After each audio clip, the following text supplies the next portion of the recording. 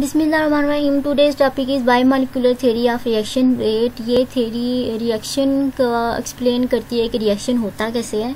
तो रिएक्शन उस वक्त पॉसिबल होता है जब दो रिएक्टिंग मॉलिक्यूल्स आपस में कोलाइड करते हैं। अब वो उनके जो मॉलिक्यूल्स हैं उनके अंदर हज़ारों के लिहाज से कूलिंग हो रही होती हैं, वो सारी की सारी अफेक्टिव नहीं होती, ज़्यादा से ज़्यादातर जो है वो अनअफेक्टिव होती हैं। तो उनमें से कूलिंग्स जो मोर प्रोडक्टिव या मोर इफेक्टिव कब होती हैं, उसके लिए 2 पॉइंट्स हैं कि जब वो मोर प्रोडक्टिव होंगी। तो पहला ये है कि they must have sufficient energy to collide. तो जो रिएक्टेंट जो हैं उनको कोलाइड करने के लिए, उनकी इफेक्टिव कोलिंग के लिए ज़रूरी है कि उनके पास sufficient amount of kinetic energy होनी चाहिए। तो एक पॉइंट ये हो गया। दूसरा पॉइंट ये है, अब नेक्स्ट हम लोग ये भी देखेंगे कि ये काइनेटिक एनर्जी हमें चाहिए क्यों। ठीक हो गया। दूसरा ये कि they must have proper orientation during cooling. तो जो ये जो रिएक्टिंग मॉलिक्यूल्स आपस में कोलाइड करते हैं, तो जब वो आपस में कोलाइड करें, कोलिंग के दौरान उनकी प्रॉपर ओरिएंटेशन होना ज़रूरी है। प्रॉपर ओरिएंटेशन होगी तो रिएक्शन उनके दरमियान पॉसिबल हो पाएगा, अगर नहीं तो फिर वो बाउंस बैक हो जाएंगे, फिर वो रिएक्शन पॉसिबल नहीं होगा। पहले पॉइंट को देख लेते हैं कि molecules must collide with sufficient amount of kinetic energy. इसके लिए रिएक्शन देख लेते हैं कि फॉर एग्जांपल एक रिएक्शन है कि A² या AA प्लस B² या BB, ये दोनों आपस में रिएक्ट करके प्रोडक्ट बना रहे हैं AB 2AB।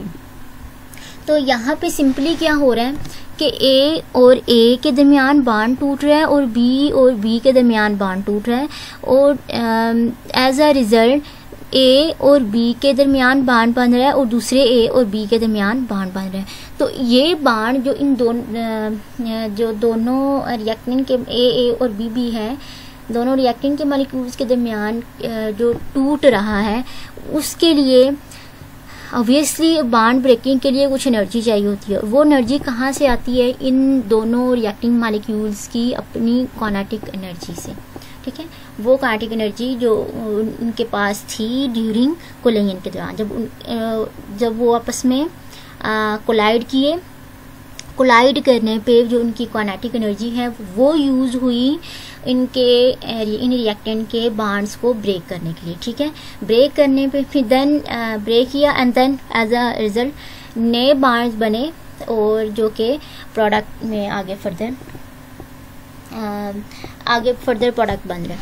अच्छा, नेक्स्ट इसी चीज़ को हम लोग जो है ग्राफ से भी एक्सप्लेन कर सकते हैं। यहाँ पे along Y axis kinetic energy को एक्सप्लेन किया, अलोंग X एक्सिस जो है वो रिएक्शन प्रोपोगेशन या रिएक्शन की कोऑर्डिनेट या रिएक्शन को प्रोग्रेस दिखाई हुई है। रिएक्शन प्रोग्रेस से मुराद ये कि रिएक्टेंट है, रिएक्टेंट एंड देन फिर स्लोली वो प्रोडक्ट में कन्वर्ट हो रहा है।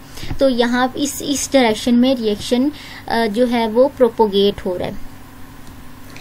तो अब यहाँ पे ये है कि रिएक्टेंट जो है वो प्रोडक्ट में कन्वर्ट हो रहे हैं, लेकिन रिएक्टेंट को प्रोडक्ट में कन्वर्ट होने के लिए एक बैरियर से गुजरना पड़ता है, उसको कहते हैं एनर्जी बैरियर। ठीक है, और जो रिएक्टेंट है वो एनर्जी बैरियर से उसी वक्त गुजर सकते हैं जब उनके पास इतनी सफिशिएंट एनर्जी होगी कि वो इस बैरियर को क्रॉस कर सकें, इस बैरियर को ओवरकम कर सकें।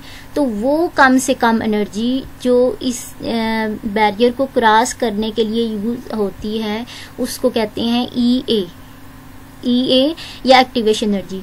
यहाँ से लेकर जहाँ से ये रिएक्टेंट है यहाँ तक जहाँ पे इस ग्राफ की पीक है, यहाँ पे इसकी मैक्सिमम एनर्जी आ रही है। ठीक है, मैक्सिमम काइनेटिक एनर्जी। तो यही वो EA है या वही वो एनर्जी ऑफ एक्टिवेशन है जो इन रिएक्टेंट्स को चाहिए क्या करने के लिए, इस बैरियर को, यहाँ तक इस बैरियर को क्रॉस करके वो क्या बना सकें, प्रोडक्ट। ठीक हो गया।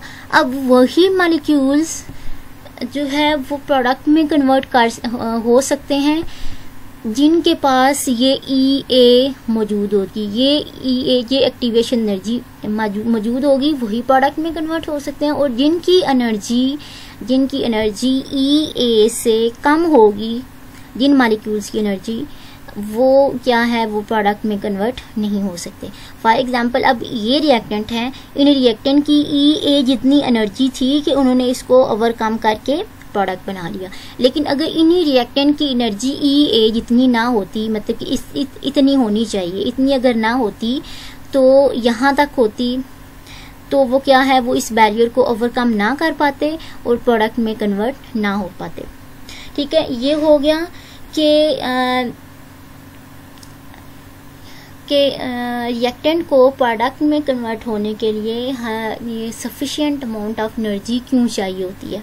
अच्छा, नेक्स्ट जो है वो है molecules must collide with correct orientation या प्रॉपर ओरिएंटेशन।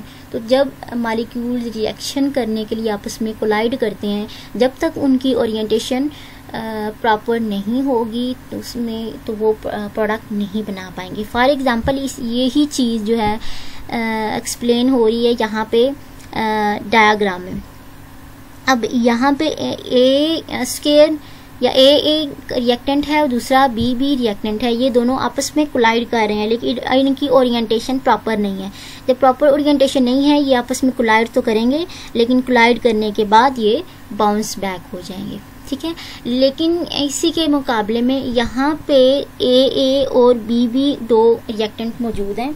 अब यहाँ पे इनकी ओरिएंटेशन ये प्रॉपरली अलाइन है।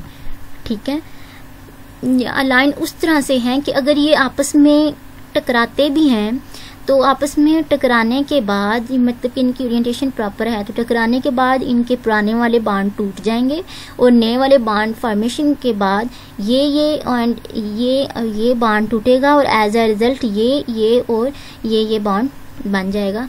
तो after formation of new bonds वो एक दूसरे से सेपरेट होके ये प्रोडक्ट में कन्वर्ट हो रहे हैं। तो यहाँ पे करेक्ट या प्रॉपर ओरिएंटेशन वो ओरिएंटेशन होती है जिसमें जो रिएक्टेंट के एटम्स जो हैं वो डायरेक्ट कांटेक्ट कर सकें। ठीक है, डायरेक्ट कांटेक्ट वो वाले एटम्स जो कि बॉन्ड फॉर्मेशन या बॉन्ड ब्रेकिंग में इन्वॉल्व होते हैं। जब वो डायरेक्ट कांटेक्ट करेंगे तभी ही वो जो है वो प्रोडक्ट में कन्वर्ट हो सकते हैं।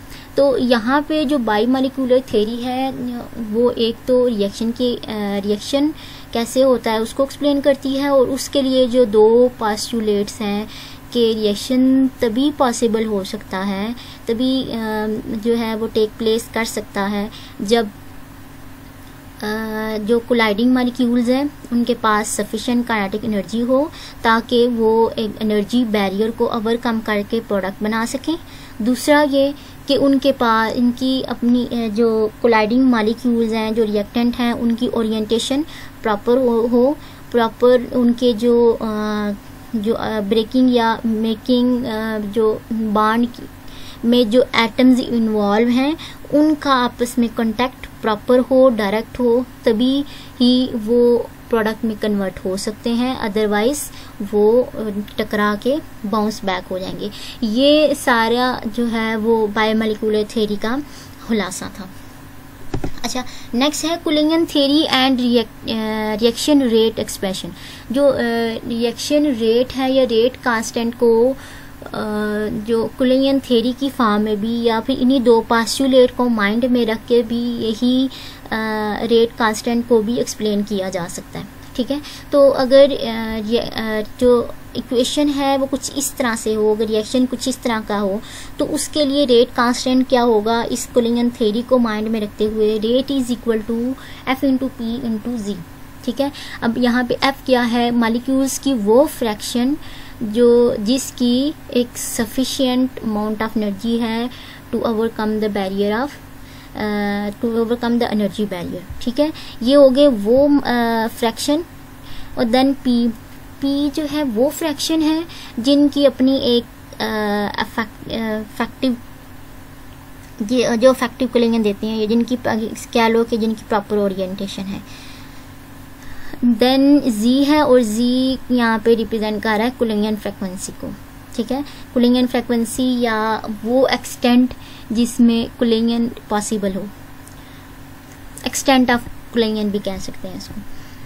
तो रिएक्शन रेट जो है वो इन तीनों चीज़ों पे डिपेंड करता है, किसकी चीज़ में, जब कुलिंगियन थ्योरी एक्सप्लेन कर रही हो रिएक्शन रेट को। नेक्स्ट है कुछ लिमिटेशंस इस कुलिंगियन थ्योरी के, या कुछ ड्रॉबैक्स भी हैं या फेलियर ऑफ दिस कुलिंगियन थ्योरी। अच्छा, ये जो है सिंपली गैसियस मॉलिक्यूल्स को एक्सप्लेन करती है, ये सिर्फ उन्हीं के ऊपर अप्लाई हो सकती है। या फिर अगर सॉल्यूशन की बात करें तो सॉल्यूशन जो मॉलिक्यूल्स या जो बना सकते हैं, सॉल्यूशन जो मॉलिक्यूल्स बना सकते हैं, तो वो उस केस में सिर्फ जो है सिंपल मॉलिक्यूल्स के सॉल्यूशन वो एक्सप्लेन करती है, लेकिन जो कम्प्लेक्स मॉलिक्यूल्स हैं, जो इनका स्ट्रक्चर कम्प्लेक्स होता है, ये उसको एक्सप्लेन या उसके ऊपर अप्लाई नहीं की जा सकती, ठीक है। और नेक्स्ट अगर रेट कांस्टेंट की बात करें तो ये थ्योरी जो है वो अगर कैलकुलेटेड रेट कांस्टेंट वो रेट कांस्टेंट जो कि कुलिंगियन थ्योरी की एक्सप्रेशन से कैलकुलेट किया जाए, तो ये क्या है, ये कैलकुलेटेड रेट कांस्टेंट और एक्सपेरिमेंटल रेट कांस्टेंट इसका जो है किस केस में, सिंपल मॉलिक्यूल के केस में मैच कर जाता है, ठीक है। सिंपल मॉलिक्यूल्स के केस में इसका जो रेट कांस्टेंट है कैलकुलेटेड और जो एक्सपेरिमेंटल है वो दोनों मैच कर जाता है। इसका मतलब ये है कि ये थ्योरी जो है वो सिंपल मॉलिक्यूल्स के रेट कांस्टेंट को तो एक्सप्लेन करती है, लेकिन अगर हम लोग बात करते हैं कम्प्लेक्स मॉलिक्यूल्स की, तो उस केस में क्या है कि उसका जो रेट कांस्टेंट की वैल्यूज़ हैं कैलकुलेटेड और जो दूसरी एक्सपेरिमेंटल वैल्यूज़ हैं वो दोनों आपस में मैच नहीं करती, तो उससे ये फिर कंक्लूड किया जा सकता है कि ये वो कम्प्लेक्स मॉलिक्यूल्स के रेट कांस्टेंट की वैल्यूज़ को एक्सप्लेन नहीं करती अगर वो कुलिंगियन थ्योरी एक्सप्रेशन से कैलकुलेट की गई हो तो। ठीक हो गया। थर्ड इसका पॉइंट है कि there is no method for the determination of steric factor. ये स्टेरिक फैक्टर को एक्सप्लेन नहीं करती। स्टेरिक फैक्टर्स वो हिंडरेंस होती है जो रिएक्टिंग मॉलिक्यूल्स हैं, जो रिएक्टेंट के साइज या स्ट्रक्चर की वजह से जो एक मॉलिक्यूल दूसरे मॉलिक्यूल के ऊपर इम्पोज या एक मॉलिक्यूल फील करता है दूसरे मॉलिक्यूल का स्ट्रक्चर या साइज की वजह से जो हिंड्रेंस है उसको फील करता है, उसको बोलते हैं स्टेरिक फैक्टर। तो ये स्टेरिक फैक्टर को भी ये थ्योरी एक्सप्लेन नहीं करती। एंड नेक्स्ट है it is silent about making and breaking of the bonds. तो जो ये ड्यूरिंग रिएक्शन जो बॉन्ड फॉर्मेशन या बॉन्ड क्लीवेज वगैरह होती है, ये थ्योरी उसके ऊपर भी साइलेंट है, उसको भी एक्सप्लेन नहीं करती।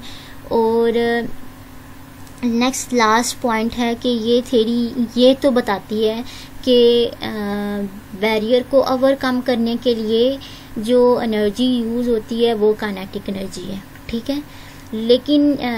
लेकिन इसके अलावा मॉलिक्यूल्स की रोटेशनल एनर्जीज भी होती हैं और वाइब्रेशनल एनर्जीज भी होती हैं। तो ये थ्योरी इस चीज़ को एक्सप्लेन नहीं करती कि ये रोटेशनल और वाइब्रेशनल एनर्जीज भी होती तो हैं, लेकिन उनकी इन्वॉल्वमेंट क्यों नहीं है, ठीक है, रिएक्शन में। तो ये थ्योरी इस चीज़ को भी एक्सप्लेन नहीं करती। ये कुछ इसके ड्रॉबैक्स थे कुलिंगियन थ्योरी के। आज के लिए इतना ही।